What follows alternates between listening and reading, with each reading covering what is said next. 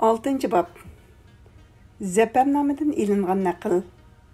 Tuğluq Temurxonning Movarou Nahr viloyatlariga ikkinchi navbat askar avatishi.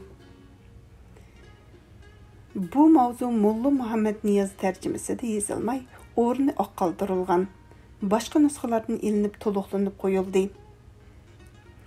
Movarou Nahr viloyatiga hukmron bo'lish orzusi ikkinchi qitim Tuğluq Temurxonning g'ayrat etikini tatqanlıqdan Tuğluq Temurxon son-sanoqsiz askar to'plab tarixning Hijriya 762 yili. Hijriya 762 yili miladiya 1361 yilga to'g'ri keladi. Muharrirdan ya'ni u yili Jumadil avval iyda Movarou Nahr viloyatiga qarab yo'lga chiqdi. Xo'jan daryosiga yetib berish bilan Amir Bayazid Jalayir itoat kamirini beliga bog'ladi va Amir Bayan Sulduzmu itoat rasmiyatini qilib qarshi elish yuzidan Samarqandga keldi. Amir Hoji Barlas oldingi qitimda qarshilik ko'rsatgan bo'lsa-mu, bu qitim tavakkul qilib xonning oldiga keldi. Shu asnoda xon amiri Bayazidni tutib o'ldirishga amr qildi. Bunun bilan Amir Hoji Barlasning ko'ngliga qo'rqinish tushib, Kash viloyatiga qochib ketdi. U yerdan o'zining ulusidan bir qismini ko'chirib, Jayhun daryosidan o'tkazdi. Bu chaqda Jadda lashkarlaridan bir qismi Amir Hoji Barlasning orqasidan qo'g'lab kelishdi. Arada urush bo'lib, Jo'g'an Barlas o'ldirildi. Amir Hoji Barlas bo'lsa, Xorasonga qarab yo'lga chiqdi va Sabzavar viloyatida Buliki Juviyan Xorasondagi Sabzavarining shimoliy va g'arbiy shimolidagi Juvayan tuzlanligini ko'rsatishi mumkin. Muharrirdan kentiga qarashli Xarasha nomli yeziga yetib kelishi bilan u yerga bir muncha yugansiz to'polonchi unsurlar uni inisi Idiku Barlas bilan tang tutib o'ldirishdi. Ammo uzoq o'tmay jahonni bo'ysundiruvchi Hazrati Sohib Qiron Xorasonni qo'lga kirgizganda Amir Hoji Barlasning intiqomi uchun u bu bir bo'lak yugansiz to'polonchi unsurlarni g'azab teg'i bilan bitjit qilganligidan boshqa mazkur yezni Amir Hoji Barlasning avlodiga in'om qilib berdi. Ta hozirgacha u yeza aholisi ularning xizmatida bo'lib kelmoqda. Jadda amirlaridan Korknot. Bu söz Molla Muhammad Niyoz tarjimasida Kirknot shaklda yozilgan. Farscha nusxada Kirkkot yozilgan. Bu yerda Molla Muhammad Niyozning tarjimasiga asosan elindi. Ulug'lardan biri bo'lgan Amir Hamid o'z tangtushlarining orasida aql va farosatda yetukligi jihatdan dangliq edi. Xonning oldida uning gapi o'tadi. Xonga bergan yaxshi niyatlik fikr nasihatlari rad qilinmaydi. Shuning bilan Amir Hamid Hazrati Sohib Qironning yaxshi fazilatlaridan xonga ozdir ko'pdir bayon qildi va miros tariqasida Amir Sohib Qironga tegishli bo'lgan va viloyatlar haqida kamchilik qilishni o'tindi. Xon Sohib Qironni o'z yeniga chillab elchi avatdi. Hazrati Sohib Qiron xonning taklifiga binoan xonning oldiga keldi. Xon uni qizg'in qarshi oldi va Kash viloyati bilan o'z tuman Zarafshan daryosi vodisidagi Buxoroning sharqiy shimolidagi Karmaniya bo'lishi mumkin. Muharrirdan ga qarashli bo'lgan hammasini Hazrati Sohib Qironga iltifot qildi. Xon u qishliqi Amir Husayn bilan urush qilish maqsadida shu tarafga qarab yo'lga chiqdi. Amir Husayn lashkarni to'plab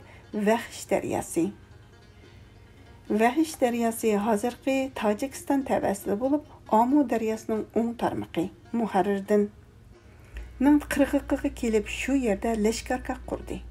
Xon Darband Ahinat Temur darvoza, Temur qapqadan o'tib, u yerga yetib berishi bilan ikki tarafning askarlari bir-birlarini ko'rib, urush uchun saflarni tuzashdi. Bu chaqda Qutlan Xotil debmi ataladi. Hozirgi Tojikiston tavasidagi Vahish daryosi, Suriyag'ab daryosi va Panish daryosi oraliga to'g'ri keladi. Muharrirdan ning amri Kayxusrav Amir Husayndan yuz o'rib, safni buzib chiqib xonning lashkariga qo'shildi. Amir Husayn bu ahvolni ko'rib qo'rqib qochishga boshladi. Xan g'alaba bilan uning orqasidan qo'g'lab, Ceyhun daryosidan o'tib Qunduz hozirgi Afg'onistonning sharqiy shimolidagi Qunduz shahri tavasida Muharrirdan g'icha keldi. Amir Husaynning lashkari xonga al bo'ldi. Xonning lashkari u atrofdagi xalqlarni toki Hindi qushi davonigacha bo'lgan orliqda talon-taroj qildi va bahor bilan yozni u atrofdagi joylarda o'tkazdi. 7-bob. Zafarnomadan ilingan naql. Tug'luq Temurxonning o'z poytaxtiga qaytganligi. Kuz vaqti kelishi bilan xon Samarqand hozirgi O'zbekistondagi Samarqand oblastining markazi, Samarqand shahrining sharqidagi Afrasiyab egizligiga to'g'ri keladi. Muharrirdan qarab yo'lga chiqdi va yo'lda ketib etib Amir Bayon Sulduzni o'limga buyurdi. Samarqandga yetib berishi bilan butun Mavara-u-Nahr o'lkasi xonning qo'l ostiga kirdi. Atrofdagi amirlar ilojsizlikdan xonning buyrug'iga bo'ysungan edi. Ularning qo'zg'alon qilish ehtimoli bo'lganliklarini o'ldirdi. Ishonchliklariga mehr-shafqat ko'rsatdi. O'g'li İlyas Xoja o'g'lanni u diyorni boshqarishga belgildi. Jadda lashkarlari amirlarining hammasiga bakchakni bosh qildi va uni İlyas Xoja o'g'lanning xizmatida bo'lishga qo'ydi. Hazrati Sahib Qiranni atvorlab va uning g'amxo'rlik qilib o'g'lining yenida qo'ydi. Xon u ulug' amirning o'zoyida g'ayrat va aql idrak belgilarini farosat bilan mo'ljallagandan keyin u o'lkalarni idora qilib turishni Sahib Qiranning ixtiyoriga topshirdi. O'zi dag'dug'a ham muvaffaqiyat bilan o'z saltanatining taxtigohiga qaytdi. Zafar mulozimu nusrat qarinu davlat yar.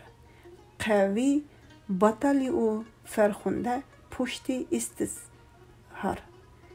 Gerçi Tug'luq Temurxon Mavara-u-Nahr o'lkalaridan yanar vaqtida hamma jadda amir va lashkarlarning sarkardaligini Amir Bakchakka topshirib, u mamlakatning idora ishlarini Hazrati Sahib Qiranning obdan chora tadbirlarga vahola qilgan bo'lsa-mu, lekin Amir Bakchak xonning buyrug'i bo'yicha ish qilmadi. Jabr zulmga qo'l uzatdi va yuragini qopta qilib isyon qilishga qadam qo'ydi. Hazrati Sahib Qiran xonning qoida qonunlari joyida ishga oshirilmayotganligi va mamlakat ahvolining xarobligiga yuz tutayotganligini ko'rib, u yurtlarda turishni loyiq ko'rmadi. Ham Amir Husaynni izlashga qaror qilib, yuksak g'ayrat bilan umid yuzini yo'lga qaratdi. Amir Husayndan hech darak ololmaganlikdan uni izlab cho'lga qarab yo'l oldi. Jumladan bu bayon qilingan ahvollar Mo'g'ullarning og'zida faqat toki Samarqandgacha Tug'luq Temurxonning qo'l ostida bo'lgan ekan deb qisqacha bayon qilinadi. Ular buningdan boshqa ahvolni bilmaydi. Yuqorida Tug'luq Temurxonni xonliqqa o'ltirg'izish voqeasida ma'lum bo'lgan Amir Bulaji, bu so'z Mulla Muhammad Niyozning tarjimasida Bulaji shaklida ko'rildi. Ning ota bovularga Chingizxon bergan 9 mansab bayon qilingan putukka o'xshash bir putukni Tug'luq Temurxon Amir Bulajiga bergan ekan. Bu putuk miros tariqasida Piqir Muhammad Haydarning oilasida edi. Uni Piqir ko'rgan edim. Turki Mo'g'ul. Farscha nusxasida beg'ubor meg'ubol Mo'g'ul tili bilan deb yozilgan. Mulla Muhammad Niyozning tarjimasida Tiriki Mo'g'ul G'ibarti deb yozilgan. Tili bilan Qunduzda putilgan ekan.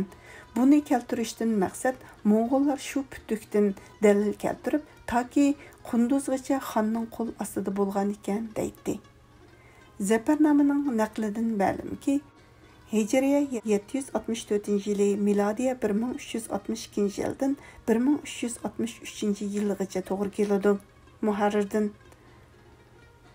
Tug'luq Temurxon vafot bo'ldi. Xonni 16 yosh vaqtida Amir Bulaji qalmoq yurtidan oldirib kelganligi va buning Mo'g'ullarning og'zida mashhur ekanligi yuqorida aytib o'tildi.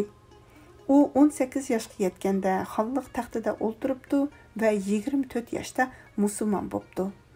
34 yoshda vafot bo'ldi. Hijriya 730-yili. Hijriya 730-yili, milodiya 1329-yildan 1330-yillarga to'g'ri keladi. Muharrirdan tug'ilgan edi. 8. bab. İlyas Hacıxanның bayani. Bu İlyas Hacıxanның Moğollar arasında hiç nam nişanı yok. Xanzucha nashrida Bartoldining qarshidan naql keltirilishicha, Bulaji To'g'liq Temirdan avval o'lgan. Taxtga uning kichik o'g'li Xudoydat varislik qilgan. Bulajining inisi Qamariddin To'g'liq Temirning varisi İlyas Xojaga qarshi chiqib isyon ko'targan. Isyonda İlyas Xoja o'ldirilgan. Uning taxtdagi vaqti qisqa bo'lg'achqa, Mo'g'ullar rivoyatida ancha tilga ilinmaydigan. Muharrirdin: Otam, Allah uning qabrisini yo'riq qilg'ay. Den İlyas Hacıxanның etini anlığınım yadımda bar. Bu yerdə İlyas Hacıxanның əhvalidən sözümüzə münasibətlik bolğanını Zəfərnamıdan əynən nəql qıldıq. 9. bab. Zəfərnamıdan ilinğan nəql. Əmir Hüseyin bilən Həzreti Sahib Qaranның Talqan və Bədəxşanğa qarab yolğa çıxqanlığı və Bədəxşan şaxları bilən sülhi qılğanlığı. Əmir Hüseyin və Həzreti Sahib Qaran Qunduzğa qarab yolğa çıxdı və o yerdə əl bulğanlarını cəm qılıb, Pariscə o yerdə yolda ilini cəm qılıb dəb yazılğan. Məqsəd tizginini Bədəxşan hazırki Afganistanның şərqi şimalda Muharrirdin tərəfə qaratdı. Talqan hazırki Afganistanның Murab Dəryası vadisida Muharrirdin ga yetib berishi bilan Abi Shurda Bədəxşan şaxları sülhi qilish xayrlik ish. Qur'on Karim 4-sura Nisa 127 oyat ning ta'mi bilan yorishish tamaqini tatliq qilib sülhi qilishni o'tirib qo'ydi. Qandaq bo'lmasin, davlatning inoqsizligiga sabab bo'ladigan qo'rqinish va qarmu-qarshilikning ochiq ta'mi o'tirdan ko'tarilib ketdi. Ondan kalang Parischada Arsang tarafga deb yozilgan, Ruscha tarjimasida Arxan deb yozilgan. Kalang tarafiga yondi va u yerda Soli saroy hozirgi Amu daryosining shimolidagi saroy mahallasi bo'lishi mumkin. Muharrirdin tarafga o'tib Xatlonga qarab mangdi ham cho'lga kirdi. Cho'ldan o'tib dashti ko'llikda lashkarga qurdi. Kash kirish bilan kechini dam olish uchun yaratdik. Qur'on Karim 6-sura An'am 96-oyat degan oyatning hukmi bo'yicha orom olmoqchi bo'ldi. Hazreti Sahib Qaran dam olish uchun kiyimlarini yechib, muborak oyoqlarini o'tkidan chiqarib turgan edi. Amir Husayn Hazreti Sahib Qaran bilan uchrashsam deb iltimos qilib kishi avatdi. Hazreti Sahib Qaran majlisga iltifot qildi. Majlisga kirganlar ichida Pulat Buğa va Shir Bahramlar bor edi. Amir Husayn Sahib Qaranға Shir Bahram ustidan dushmanga yaqin kelib qolgan mundaq vaqtda u o'z ili tarafga ketmoqni va ayrilishni xohlaydi. Vafodorlik va odamgarchilik oyog'i bilan muvaffaqlashish, moslashish yo'lga mangmaydi deb shikoyat qildi. Sahib Qaran uni ayblab jiq nasihatlar qilgan bo'lsa-mu, ammo Shir Bahram u nasihatlarga mening kishining so'zini anglaydigan qulqim yo'q. Qo'sh tirnoq ichidagi javob so'z Parischa nusxasidan min gush astimaq nidarim liman yiqul ga asosan ilindi deb javob berdi. Amir Husaynning g'azab o'ti yolqinlab ketgan bo'lsa-mu, lekin o'rinning muvofiq bo'lmasligi sababli sabr taqat qilishni afzal ko'rdi. Nazm: har chandiki mard ko'p tavona bo'lg'ay, ochig'i kerakki goh-gohi yutqay. Oxir Shir Bahram Miljon. Bu so'z Parischa nusxasida Miljuan yozilgan.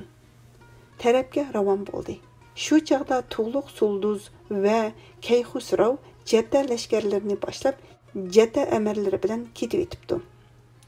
Tumakkinning o'g'li Timur, Sariq, Shankum, Hoji baglarning inisi To'g'liq Xoja, Bekchakning o'g'li Kush Timur va boshqa haraza amirlari 25 ming kishilik qo'shin bilan Jaladin yoki Pulsangin, Tosh ko'rik tarjimandin. Kecha sap tortib turibdim, deb xabar keldi. Ammo bu tarafda Hazrati Sohib Qironning lashkari 6000 dan ortiq emas edi. Lekin pak e'tiqodli Sohib Qiron ba'zi chaqlarda oz jamiya, ko'p jamiya ustidan Allohning irodasi bilan g'alaba qiladi. Qur'on Karim 2-sura Baqara 249-oyat. Degan oyatning ma'nosini ixlos qulqi bilan g'oyibdan angladi va kundan kunga yuksilib berayotgan Allohning madad berishi bilan zafar yo'llanib turgan davlat aynikida uni aniq ko'rdi. Nazm. Agarcha bahr giti irur pur nahan vagar kuhu sahra irur pur bilan. Ona kim irur baxit yoru bilan qachon ketkusi bir sari mu gezand. Xo'sh, 2000 botir bilan dushmanga qarab tavakkul qilib ilgirladi va Pulsanginning to'pisida ikki tarafning qo'shini bir-biri bilan udul kelishdi. Saltanat bayrog'ini ko'tarishgan chashqaq vaqtidan toki kecha o'tib tong yo'rg'anga qadar bo'lgan urush o'ti do'zax o'tini eslatdi. Yer zimin otliq va piyodalarning chang to'zonlaridan zimin qattiq tavritilganda Qur'on Karim 99-sura Zilzila 1-oyat tafsirini o'qitdi. Vijildab ushgan o'qlar shaytonni uchar yulduz qo'g'lab. Qur'on Karim 37-sura Safon 10-oyat degan oyatni his qildiratdi. Nayzlarning yo'l qilib chaqnashlari chaqmoq chaqqanda ular ko'z nuridan ayrilib qolg'ili tasqaladi. Qur'on Karim 2-sura Baqara 20-oyat degan oyatni eslatdi. Haqiqat teg'ining tili pochoqlarni bo'yinlarini silashga boshladi. Qur'on Karim 38-sura Sad 33-oyat degan oyatning ma'nosini so'zlaydi. Bu dahshatli voqea xuddi qiyomat nimadir. Qur'on Karim 101-sura Qoira 1-2-oyatlar oyatida aytilgandek boshlanib oyoqlashdi. U kuni to kech kirgacha bir-biri bilan ilishayotgan lashkarlar har ikkala tarafdan Pulsangin ustida shunchalik tirishchanlik ko'rsatdiki, hech qaysi botirning chidg'uchilik madori qolmadi. Kechisi olam chavandozlari muvaffaqiyat bilan maydondan chiqdi. Ammo dushmanning lashkari haddidan tashqari ko'p edi. Hazrati Sohib Qironga davlat ilhomi bilan shu narsa ro'shan bo'ldiki, g'ayrat shamshirini qat'iy niyat qitilg'uchi bilan paqratmoqcha uningga g'alaba yuzini ko'rgili bo'lmaydi va botirlik o'qini tadbir yoyidan otmoqcha uning vijildab ushgan ovozidan nusratning xush xabarini anglag'ili bo'lmaydi. Shundoq o'ylab Hazrati Sohib Qiron diqqat nazarini bu ishning tayyorligiga qaratdi. Natijada g'ayrat qalami ko'ngliga baxit suratini sizdi. 10-bob Zafarnamadan ilingan naql. Hazrati Sohib Qironning Pulsangindan o'tganligi va Jata lashkarining qochmoqchi bo'lganligi.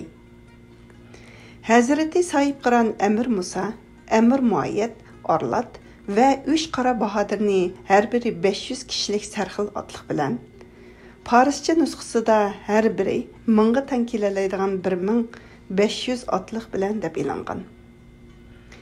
Pulsanginda dushman lashkarining qarshisida qo'ydi. O'zi urush maydonining to'pi to'zonlarini ko'ziga surma qilishni orzu qiladigan 1500 otliqni hamroh qilib, o'ngishliq bir paytda suning yuqorqi tarafidan Saodat yuzni urush maydoniga qaratdi va Ro'shangeti bu so'z Parischa nusxasidan ilib qo'shib qo'yildi. Ruscha tarjimasida Eson maydoni deb e'langan. Tuzlanlikida yerim kechi bilan otlarni daryodan uzdirib o'tib taqqa qarab mangdi. Әдісі düşman qaravullari atlarning izini ko'rib, lashkarlarning suvdan o'tganligini bildi, ham bu ishdan ularda zo'r tashvish paydo bo'ldi. Kash kirdi. Nazm. Jahon beshiga surmalar yig'ildi, oyning beshiga ishbar sirtmoq chigildi. Bu ikki misra Molla Muhammad Niyozning tarjimasida yo'q, Parischa nusxasidan elindi. G'olib Hazrati Sohib Qiron egiz tog'larning ustiga ko'p joyga o't qalashni buyurdi. Düşman askarlari buni ko'rish bilan vahimaga tushib qoldi. Put-qo'llariga titrak tushib, oxir qo'rqib ketganligidan qo'rqish oyg'ini qichish uzangisiga qo'ydi. Ixtiyor tizginni qichishning qo'liga tutqizib, qichib ketishni g'animat bildi. Tangrining inoyati bilan bir otliq lashkarga qarshi qilish va nayzalar bilan qurollangan, ondan ko'p lashkar to'g'ri kelgan ko'p sonli qo'shin urush qilmayla qichib ketdi. Allah xalqan kishiga yordam berib qo'llaydi. Qur'on Karim 3-sura Al-Imron 13-oyat. Bu shundaq ro'shan, shundaq to'g'ri va g'alaba elib kelguchi bir tadbir bo'lganki, uzoq joyda bir o't yiqilishi bilan mundaq bir dushmanning shon-shavkat xomini uning amir va sardorlari bilan birga kuyib kul bo'ldi. Ondaki bir piyoda ishdan hazmi aylamiş, bir mulk alg'usi chu madad bersa bir sarvar. Chunki Allohning inoyati yor bo'lgan kishiga dushman bo'lgan kishining teng kelolmaydiganligi ajablanarlik emas. Parvardigor aziz ko'rib tanlagan shaxsiga dushmanlik qilguvchilar cho'qim xor va baxtsiz bo'lg'usidir. Nazm. Bu shavxa bad adish esa segal bo'lur xaru men ko'p bergashda hol. Düşmanlar qo'rqib qechishga boshlashi bilan Hazrati Sahib Qiron g'olib qo'shini bilan xuddi g'azablangan shir va ho'r ko'rgan pildak g'azab bilan tog' to'pisidan tuvanga ot soldi. Ta bihorat tuzdanligigacha. Bu so'z Molla Muhammad Niyozning tarjimasida yo'q. Farscha nusxasida Midian Bihart deb e'lingan, ruscha tarjimasida Kujat deb e'lingan. Qo'g'lab berib, ömürni qisqartquchi tig'lar va jon olg'uchi nayzlar bilan dushmanlarning dimig'idan dud chiqarib etdi. Nazm. Aduvdin ushul kun bo'lib ko'shdilar, bayoban ichida necha po'shdilar. Shunda qilib, g'olibiyat va nusrat shodlik ichida u joyga tushdi. Amir Husaynmo qolgan lashkarlari bilan orqadan yetib keldi. Bu ulug' g'albining yiqimliq shamoldan baxt kuchini egizladi va davlat shehi quvvatlandi. Xotirjamlik va orzu umid bog'chisi yangidan yashnadi. Cheksiz go'zallik bilan purkandi, bir niyatlilarning o'zaro yor yo'lak bayrog'i palakda yalpindi. Podsho va askarlarning shon-shavkati, shuhrati bir ming bo'ldi. Nazm. Qavmi qildilar dastu dilni ispo, shah iqboli bo'lg'ash ularga panoh. Saltanat va yetakchilik jihatdan nusrat va zafar qushmoq taqdiri Hazrati Sahib Qironga munosib bo'lg'ashqa, u yana 2000 kishini elib ilgirlab mangdi. Qal'a. Bu qal'a yana To'mir qo'q, hozirgi O'zbekistonning Surxondaryo oblastidagi Darbandining g'arbiy shimolidagi tog' eg'izi bo'lib, qadimgi Markaziy Osiyoning janub-shimol qatnash tuguni edi. Muharrirdan ga yetib kelish bilan Kash aholisi va atrofdagi xalq to'p-to'p bo'lib qechib kelib, Hazrati Sahib Qironning Saodat panoh dargohidagi mulozimlarga qo'shildi. Uningdan keyin Hazrati Sahib Qiron o'zi bilan birga elib kelgan 2000 kishidan 300 kishini turg'avul qilib yo'lga chiqdi. Qolganlarni shu joyda saqlab turishga buyurdi. U 300 kishidan 200 otliqni Amir Sulaymon Barlas, Amir Chakuy Barlas. Bu kishining ismi Molla Muhammad Niyozning tarjimasida yo'q. Farscha nusxasiga asosan elindi. Behram Jaylayir, Amir Jaloliddin Barlas, Amir Sayfiddin va yo'l timurlarga qo'shib Kash tarafga 4 ga bo'lib yo'lga soldi. Hem 4 qo'shin bo'linglar. Har bir otliq daraxtning cho'ng shexini etining 2 yiniga so'ritib olsin. U shoxlardan chang to'zon ko'tarilsin. U yerda darg'ular bo'lsa qochidi deb buyruq berdi. Ularmo buyruqqa xiloflik qilmay shu bo'yicha ijro qildi. Bu tadbir o'ylagandek natija berdi. Ya'ni ular Kash tuzlanligiga kirish bilan Jaddaning darg'ulari u chang to'zondan qo'rqib qechib ketdi. Bular Kash shahriga kirdi va ishg'oliyatga mashg'ul bo'ldi. Ajab ish. Тәңірінің о падшалық асасыны құрғычық болған чексіз инайeti арқысыда bir болса bir otның yıqılışı bilen bir qo'shin yengildi, bir болса bir çang tozanның көтіріліші bilen bir memleket elindi. Nazım. Yaman көз tegmisun mundun artıqlıq emas mümkün. Bu çağda İlyas Hacı Han'ның qarargahı kəştin 4 fərsək yiraqlıqdaki Taş Eriq degan joyda edi. Dаңlıq əmirlər, uluqlar, sansız mulazim və əskərlər İlyas Hacı Han'ның yeniga yığıldı. O çağda Tuğluq Temirxan öz paytaxtıdan aləmdə ötken idi.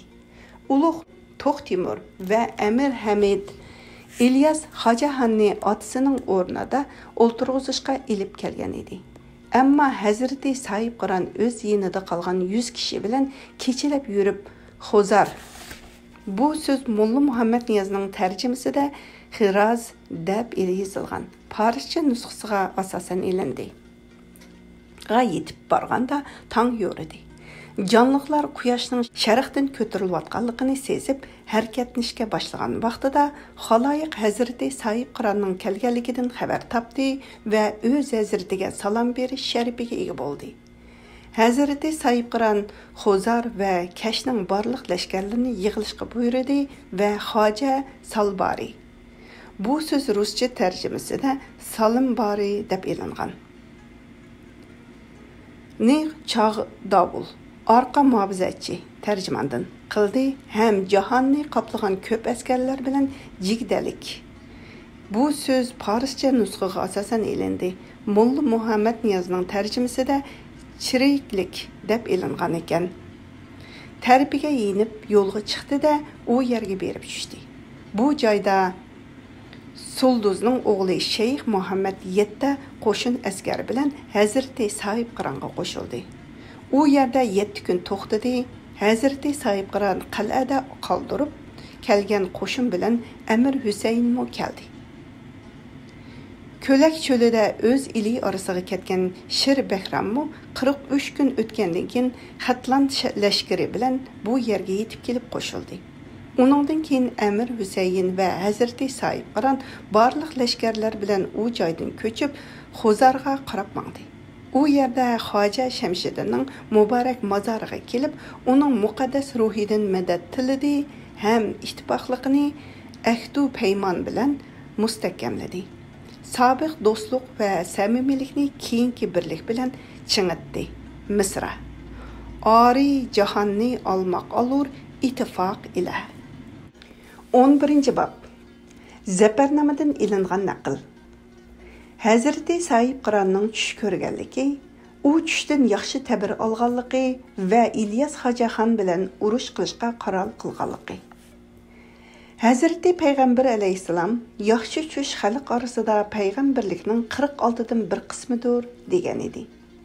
Bilim ve hikmet egisi bolgan Tanrı'nın iradesinden hasıl bolgan bir kadimi irade bir baxit egisinin samimiyet peşanisiga məxsus bir raqam sızgan bolsa, onun iqbal qametiga seni biz haqiqatan yer yüzde xalq qildik. Kur'an-ı Kerim 38. sure Sad 26. ayet. Degan oyatning mazmuni bo'yicha o'z xazinasidan qimmatli ton bilan zinnat beradi. Ve onun nurluq ko'ngil aynigini tavfiq qilg'uchi bilan qitlab, haqiqat nuri bilan nurlantiradi. Bunun bilan uningda g'oyib sirlarning kelinlari u qalbida yuzini ko'rsatadi va g'oyib hadislarning ruhpushlari sirliq niqobini uningdan xabar tepishdan oldin ochadi. Xuddi mübarek hadisning mazmunidan ma'lum bo'lganidek, insonning ruhiy kelgusi hadislarning kayfiyatini yuz berishdan oldin g'oyib olamning panjaralaridan ko'ralaydi. Nazm. Xiyolim naqshbandidan bu man'a turfa xush keldi. Ki sizg'ay dilbarimning naqshidan bir surati ziba. Hazreti Yusuf alayhisalom ota-onasini taxtida o'ltirg'izdi va ular uningga sajda qildi. Kur'an-ı Kerim 12. sure Yusuf 100. ayet. Oyatida xabar berilganidek, qarindoshlari va ota-onasining hurmatlik suratini bu ish yuz berishdan necha yil ilgari tushida ana shu holatda ko'rgan edi va yana Alloh payg'ambarga haq ravishda haqiqiy rost tush ko'rsatdi. Qur'on Karim 48-sura Fatih 27-oyat. Oyatining ulug' ma'nosi orqali ifodalanadigan muqaddas Makkaning ishg'ol qilinib, Allohning sharifiga ega bo'lishi to'g'risidagi bishorat u payg'ambarlarning sultoni Muhammad alayhissalom tarjimaning qalbidan aks etgan edi. Mundaq karomat mamlakatning zaruriyati va podshohlikning vazifalari taraqqisida ulug' sultonlar, buyuk podshohlar va xoqonlarga xalqlikning ifodasi sifatida yuz beradi. Cümleden Hazreti Sahib Qıranğa yüz berdi. U çağda şundaq bir ciddi holat yüz bergan edi ki, öz leşkerleri az, düşman leşkerleri haddidan tashqari ko'p. Ular bilan urush qilmaslik mumkin emas edi. Bir kuni chashqa vaqti bilan Hazreti Sahib Qiran bu haqda o'ylab andisha qilib, ko'zi uyquga ketdi va uyqusida yiqimliq va ochiq bir ovozda: "Xo'shal bo'lg'in, g'am qilmag'in. Xudoy taolo sizlarga nusrat ato qildi" degan so'z anglandi. Uyqudan uyg'onib atrofdagilardan "Quloqinglarga biror ovoz anglandimi?" deb so'radi. Hammasi "Yo'q, hech ovoz anglanmadi" deyishdi. Bu so'zning g'oyibdan aytilganligi va faqat Sahib Qironning quloqiga anglanganligi ham u bishoratning xushbo'y salkinining butunlay Tangrining lutf gulshinidan kelganligi aniq bo'ldi.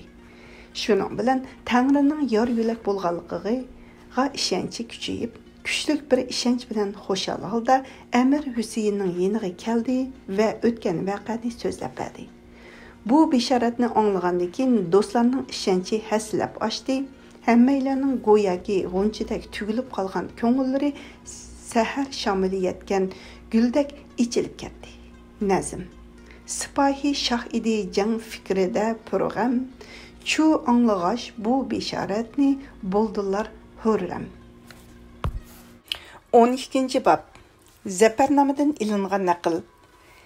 Amir Husayin va Hazreti Sahib Qironning jaddi lashkarlari bilan urush qilganligi va Tangrining inoyati ham ulug' arvohlarning yor yo'lak bo'lishi orqasida g'alaba qilganligi. Hazreti Sahib Qiron va Amir Husayin shohlarning shohi dargohiga shukri. Soni vazifalarini ado qilgandan keyin saodat tulparga mindi va ehtiyot shartlariga rioya qilib lashkarlarni ratlab ikki qo'lga bo'ldi. Amir Husayin o'ng qo'lga mas'ul bo'lib g'alaba bayrog'ini lapildatdi. Hazreti Sahib Qiron urush kunlarida butun qo'shinning yuragi bo'lg'ashqa so'l tarafga mas'ul bo'lib o'zining g'alaba bayrog'ini tikladi va lashkar saflarini mushu tartib bo'yicha tuzib yo'lga chiqishdi. Düşman askarlari Toshiriq degan joyda edi. Ularmi bu usul bo'yicha lashkarlarni ikki qo'l qilib bo'ldi. Sol qo'lni İlyas Xojaxon va Amir Hamidning Shavkati, o'ng qo'lni Amir To'xtimur va Amir Bekchakning Shuhrati bilan bezadi. Har ikkala tarafning lashkarlari o'ch va intiqom qasdida hilol shaklida urushga rostlanishdi. Nazm. Chu junbishqa keldi zaminu zaman, yovushdi ki barbod ulurg'a jahon. Bo'lur pur bu dahri ichra gardi sipah, qolib zulmat ichra nihan mihruma. Sipah narani radidvar o'rdilar, sinanni bulutlarga yetkizdilar. Ikki qo'shin qimatidan. Bu so'z ruscha tarjimasida Kabamatan deb ilingan degan joyda bir-biriga qarshi kelishdi. Urush dumboqlarining ovozi va qahramonlarning tortgan narlari ko'k gumbiziga yetgan edi. Oldi bilan dushman qavoravullari o'zlarining ko'p sonliq bo'lishi. Ko'p sonliq bo'lishi degan ma'no Mulla Muhammad Niyozning tarjimasida ifodalanmagan. Farscha nusxasidagi Zavruri Kaba Bisayra Okeana Kidari Xud degan birikmaga asosan bu yerda elib qo'yildi. Va qisaskorliklari g'ururi bilan Hazreti Sahib Qironga qarab maydonga otlarini yuguratdi. Hazreti Sayib Qiran xuddi qutubdek oyig'ini qimirlatmay, o'zining davlat asosidek turgan o'rnida ching turdi va g'olibiyat uzangisiga ching dastab turib kuchli qo'llarini o'q va yog'i uzatdi. Ham sol qo'lini alif, o'ng qo'lini dal qildi. Nazm. Xadangi aliftur hami nunu dal. Nishana ona seynai badshikal. Lashkarlarning shohning muvaffaqiyati bilan xuddi oyning atrofidagi yulduzlardek yodin o'tliq oqar yulduzlarni dushman tarafga qo'yib berdi. O'qning qalami xuddi yo'riq yulduzlarni shaytonlarni otadigan narsa qildiq. Qur'on Karim 67-sura Mulk 5-oyat. degan oyatning tafsirini qo'rqqanlarning qini bilan shundoq yozdiki, ularning holi xuddi uningga sajda qilish uchun yerga yotdi. Qur'on Karim 12-sura Yusuf 99-oyat. degan oyatning mazmunidek bo'ldi. Dushman lashkarlarining bahodirlari o'sh intiqom o'ti bilan xuddi shamolda kelishdi. Yomg'ir suyidek to'piq yuz qo'yishdi. Ba'zilari hayot suyini o'limning shamoliga berdi va ba'zilari o't o'qlarining zarbidan o'ch intiqom bilan to'lgan ko'ksini yerga yiqishdi. Nazm. Bari pandar ila kin o'tin yo'ritdi jangiju. Zaxmi paykan obro'yin. Molla Muhammad Niyazning tarjimasida bu so'z obro'y deb ilingan bo'lsa-mu, ma'na e'tibori bilan obro'yin deb ilindi. Tökti qandaq haqqa. O'lganlar orasida Bahrin Mo'ng'ullarning maxfiy tarixi qatorliq asarlarda Bag'arin ilingan muharrirdan. Qabilasidan mashhur ikki qahramon bor edi. Bular intiqom dengizida odam yeydigan lahang, urush o'rmonida pil ovlaydigan shir edi. Shoh va lashkarlar ularning quvvat moddasi, yo'lak va iftixorlik dasmoyisi deb bilishadi. Yana yordar bo'lib yiqilganlardan To'xtimir Bahodir Bekchakning bir inisi. Bu so'z farscha nusxa Beki Bradir Bekchak, Bekchakning inisi Beki deb e'longan. Davlat shoh va har biri bir qo'shinning boshlig'i ham lashkarlarning tayanchi hisoblangan ikki shahzoda bor edi. Nazm. Sepakdorlar qolmadi bir qarar. O'lib ya magar zaxmiyat topdi xar. Her ikki tarafning lashkarlari bir yo'li urushga qo'zg'alishdi. Urush ahvoli shundoq bo'ldiki, dushmanlar xuddi zararlardek ming ko'zdan qon to'kishdi. Nazm. Hamma qo'zg'alib o'rnidan misli ko'h, solib ulg'ula bu har ikki guruh. Bayoban hamda bo'ldi daryoyi xun, ki bo'ldi hamma yer yuzi loligun. Urush tajribasi borlarning urush o'ltirishlari davomlashdi. Urush dengizining do'lqinlari avijiga chiqdi. G'oyibdan kelgan va'da bishartining do'lqinlari bilan Hazrati Sayib Qiran va davlat arkonlari bizga bergan va'dasini o'rinlagan Tangriga tashakkur bo'lsin. Qur'on Karim 39-sura Zumar 74-oyat. degan oyatning barkatiga noil bo'ldi. To'liq kuch-quvvatga ega bo'lgan dushmanlar ürküp keçip ketdi. Qur'on Karim 17-sura Isra 46-oyat. degan oyatning mazmuni degidek bo'ldi. Sonining to'liqligida yomg'ir tomchilari va daraxt yopirmoqlarga qiyos qilinadigan qo'shin yangi chiqayotgan yopirmoqdek hamda bahorning simsim yomg'ir tomchilaridek mundaq bir oz qo'shindan yengilib, atrof joylarga qechib ketishga majbur bo'ldi. Yordam faqat g'olib, hikmat bilan ish qilguvchilar Allah tarafidandir. Qur'on Karim 3-sura Al Imron 126-oyat. İlyas Xo'jaxon, Amir Bekchak, Iskandar o'g'lan, Amir Hamid va Amir Yusuf hajlar qo'lga tushdi. Ammo xonga vafodorlik qilish butun turklar orasida mashhur edi. Shunga xonni saqlab qoldi. Ya'ni xonni tutib olgan lashkarlardan bir qanchasi xonni to'nigan bo'lsa-mu, boshqalar bilib qolguncha orliqda xonni va Bekchakni otga mindirib qo'yib berdi. Qolganlarni asir qilib ilib qoldi. U kechasi Sayib Qiran kechicha yurib Yamsuyi hozirgi Samarqandning g'arbiy shimolidagi Yam bo'lsa kerak muharrirdan. kecha qo'g'lab bordi va u yerda yana dushmanlarning oldini to'sdi. Ularning to'lisini o'ldirdi.